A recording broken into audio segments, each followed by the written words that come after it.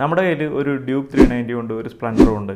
ഇത് രണ്ടും തമ്മിൽ കമ്പയർ ചെയ്തിട്ട് ആരെങ്കിലും ഡ്യൂക്കിന് മൈലേജ് കുറവാണെന്ന് പറഞ്ഞു കഴിഞ്ഞാൽ അതിനർത്ഥം അത് ആ ബൈക്കിൻ്റെ കുഴപ്പമാണെന്നുള്ളതല്ല, അത് റോങ് കമ്പാരിസൺ ആണെന്നുള്ളതാണ്. ഡ്യൂക്ക് 390 ഒരു പെർഫോമൻസ് ഓറിയൻറ്റഡ് മെഷീനാണ്. അവിടെ മൈലേജിനല്ല പ്രാധാന്യം, അവിടെ പെർഫോമൻസിനാണ് പ്രാധാന്യം. അതേസമയം മൈലേജ് മാത്രമാണ് ലക്ഷ്യം എന്നുണ്ടെങ്കിൽ ഫ്യൂൽ എക്കണോമിക്ക് പ്രാധാന്യം കൊടുക്കുന്ന വണ്ടികൾ വാങ്ങണം. ഞാനിപ്പോൾ ഇത് പറയാനായിട്ട് ഒരു കാരണമുണ്ട്. ഞാൻ ഈ ഒരു പേനയുടെ വീഡിയോ ചെയ്തപ്പോൾ അതിനിടയിൽ ഏറ്റവും കൂടുതൽ വന്ന കമൻറ്റുകളിലൊന്ന് ഇതിൻ്റെ മഷി പെട്ടെന്ന് തീരും എന്നുള്ളതാണ്. പലരും അത് ഭയങ്കരമായിട്ടുള്ളൊരു കംപ്ലൈൻ്റ് ആയിട്ടാണ് പറയുന്നത്. നമ്മൾ മനസ്സിലാക്കേണ്ട ഒരു കാര്യം, പലതരത്തിലുള്ള മഷികളും പേനകളും പല ആവശ്യങ്ങൾക്കായിട്ടാണ് ഉപയോഗിക്കുന്നുള്ളതാണ്. ഇതുപോലുള്ള ബോൾ പേനകളിൽ ഉപയോഗിക്കുന്നത് ഓയിൽ ബേസ്ഡ് ഇങ്ക് ആണെന്നുണ്ടെങ്കിൽ ഇതുപോലുള്ള ജെൽ പേനകളിൽ ഉപയോഗിക്കുന്നത് ജെൽ ബേസ്ഡ് ഇങ്ക് ആണ്. കൂടുതൽ ഫ്ലോ കൊണ്ടുവരിക, അതുമൂലം റൈറ്റിംഗ് സ്മൂത്ത് ആക്കുക എന്നുള്ളതാണ് ഉദ്ദേശം. ജെൽ പേനയുടെ കാര്യത്തിൽ കൂടുതൽ എഴുതുക എന്നുള്ളതല്ല ഇമ്പോർട്ടൻറ്റ്, പകരം സ്മൂത്ത്നെസ് ആൻഡ് സ്പീഡാണ്. അതായത് മൈലേജിൽ കോംപ്രമൈസ് ചെയ്യേണ്ടി വരും എന്നർത്ഥം. കൂടുതൽ ദൂരം എഴുതുക എന്നുള്ളതാണ് നമ്മുടെ ഉദ്ദേശം എന്നുണ്ടെങ്കിൽ സാധാരണ ബോൾ പോയിന്റ് പേനകളാണ് നല്ലത്. ഈ ബോൾ പോയിന്റ് പേനകളിൽ തന്നെ പല ടൈപ്പ് ഉണ്ട്. മഷിയുടെ അടിസ്ഥാനത്തിലാണ് അവ തരംതിരിക്കപ്പെട്ടിരിക്കുന്നത്.